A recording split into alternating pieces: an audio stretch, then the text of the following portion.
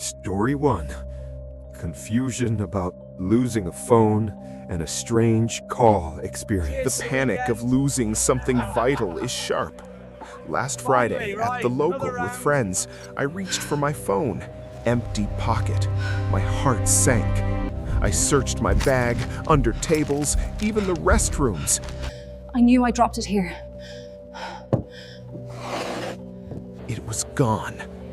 Desperate, I borrowed my friend Liam's phone and called my own number. To my shock, someone answered. A strange, soft giggle drifted through the line, then a quick click as they hung up. Stolen? A prank? Confusion was immense. Defeated, I went home, convinced it was lost forever. But there it was, sitting innocently on my nightstand, exactly where I'd left it. The whole ordeal, panic and bizarre call, all my own creation from simple forgetfulness. A powerful reminder. So sure I'd lost Often it. the Turns chaos out we it was feel right there is the whole time. self-made, and peace is right Funny where how we you left convince it. yourself of things.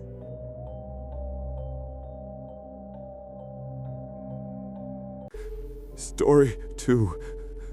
A series of strange and frightening events happened to the narrator during and after their night shift.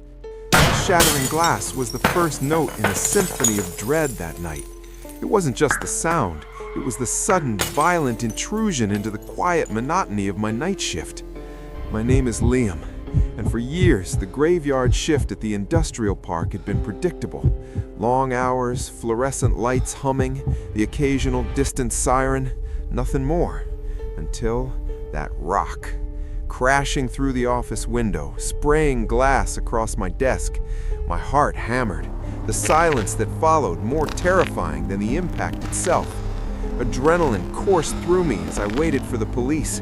Every shadow outside felt like a lurking threat. When it was finally time to leave, the cold night air did little to calm my nerves. Reaching my car, my hand went for the remote, only to find the driver's side door already ajar, unlocked. A wave of icy panic washed over me.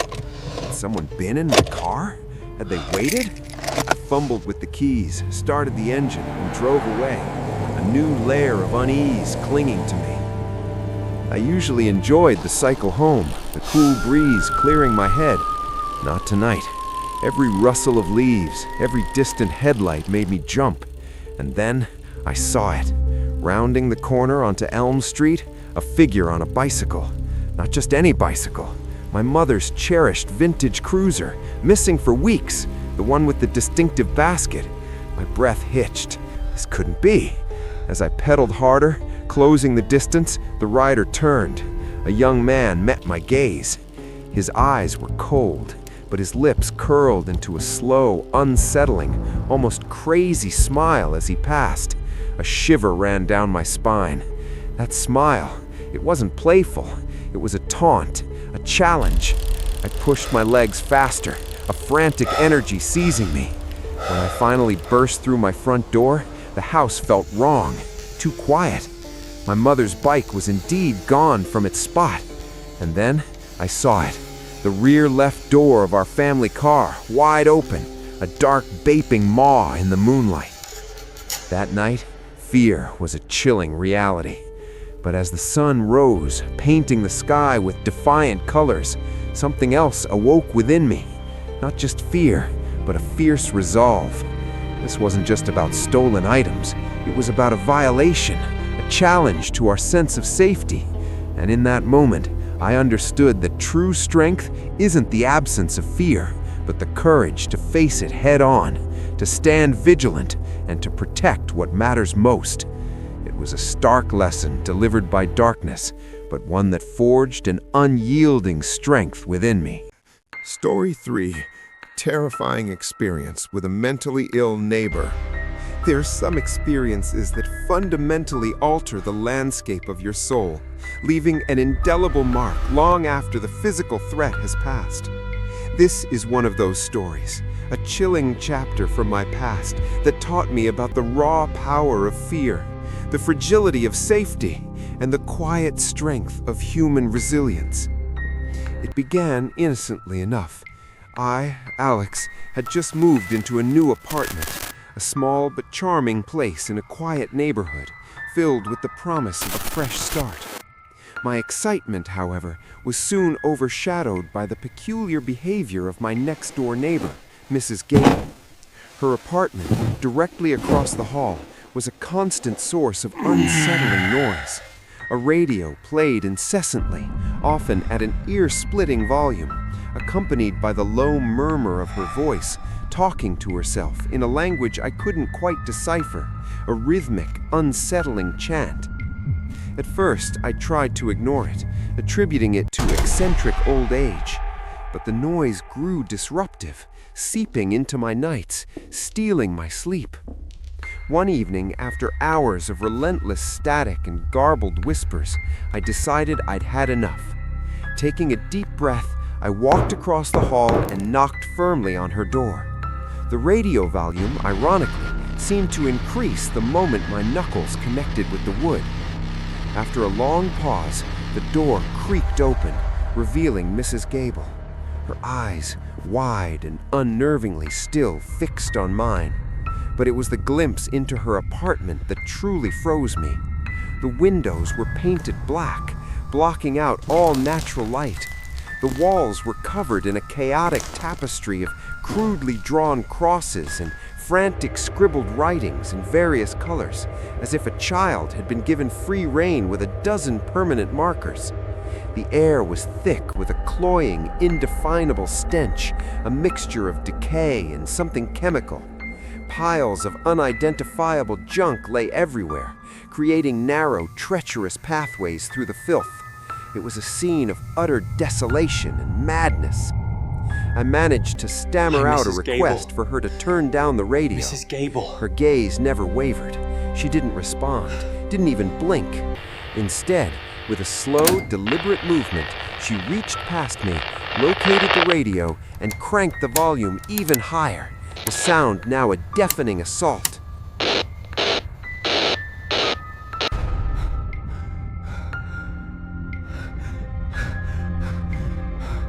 Then she slowly closed the door, leaving me standing in the hall, my heart pounding a frantic rhythm against my ribs, a cold dread seeping into my bones. That night, I awoke to a chilling sensation. The air in my bedroom felt heavy, charged with an unspoken presence. My eyes fluttered open, and in the faint moonlight filtering through my blinds, I saw her, Mrs. Gable. She was standing by my bed, utterly silent, her gaunt silhouette a terrifying specter against the dim light. My breath hitched in my throat, fear paralyzing me. I couldn't scream, couldn't move. After what felt like an eternity, her voice, a low, raspy whisper, broke the silence. "You should lock your door, Alex." Get Then out she while you turned still and can. glided out of my room, leaving my apartment door ajar. I lay there, rigid with terror, until the first rays of dawn pierced through my window. The sheer audacity, the violation left me reeling. How had she gotten in? I'd been so careful. The next morning, still shaking, I forced myself to get up. As I peered cautiously out my window, I saw her standing below, in the small patch of weeds that served as our building's garden. She was muttering to herself again, but this time the words were clearer, a strange, guttural language I'd never heard, punctuated by unsettling cackles. The voices told me to do it, and I listened. I always In her hand, listen. she held a clear plastic bag. Inside, to my horror, was the decomposing body of a small dog. Its fur was matted, its eyes glazed over, staring lifelessly. She held it up, almost proudly, then began to swing it gently, humming a tuneless melody. My stomach churned. This was beyond eccentric. It was profoundly disturbing. I knew I had to act. I cautiously approached another neighbor, Mr. Henderson, a kind, elderly gentleman who had lived in the You building have to for tell them the years. truth about what His happened. face paled as I can't hide recounted my anymore. terrifying ordeal. I know the She's risk. done it before, he confessed, They were in the walls his again voice last trembling. broke into my heard the apartment a few scratching months right ago. above us. The Stood scratching. over my bed, too. She was holding an electric drill. The shared experience, while validating my terror, amplified the sense of immediate danger. This wasn't just my problem. It was a threat to everyone in the building.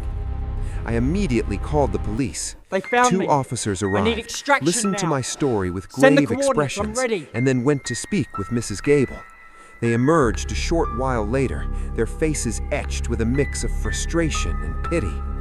"Mr. Alex," one officer began, "we know Mrs. We know Gable. you saw something, She's a Mrs. violent, Gable. unmedicated It's important you schizophrenic. tell us She's exactly been in what and out of happened." institutions for years."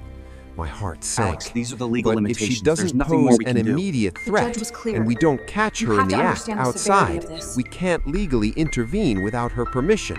We can't force her to take her medication, and we can't force her to leave her home. The words were a hammer blow. I was trapped, living next to a ticking bomb, and the system was powerless to protect me. The fear was no longer just for my sleep, it was for my life. I spent the next few hours in a hyper-vigilance, every creak of the floorboards, every distant sound sending a jolt of adrenaline through me. I waited, watching her door through my peer hole, planning my next move. Finally, after what felt like an eternity, I saw her leave her apartment, a small, tattered bag in her hand. This was my chance. I immediately called I the don't care police what it again, takes, just get everyone describing out of her there. clothes and direction of travel. I'll handle this side. Within You need minutes, to move 2 now. squad cars arrived. I watched from All my right, Mrs. window as Gable, they just step apprehended her carefully a right block here. away, Watch your head gently getting in but the car, firmly ma'am. escorting her into a vehicle. She was taken to a mental This way, Mrs. institution, Gable. a Step into place the where car. I hoped Watch your head she as you could get in. finally receive the care she desperately needed. I never saw Mrs. Gable again. The apartment across the hall remained empty for months, a silent, stark reminder of the terror it once held. Even now, years later, I sometimes wake in a cold sweat, the image of her standing by my bed, her whispered words, "You should lock your door, Alex," echoing in the darkest corners of my mind. The nightmares persist, a haunting legacy of that terrifying chapter.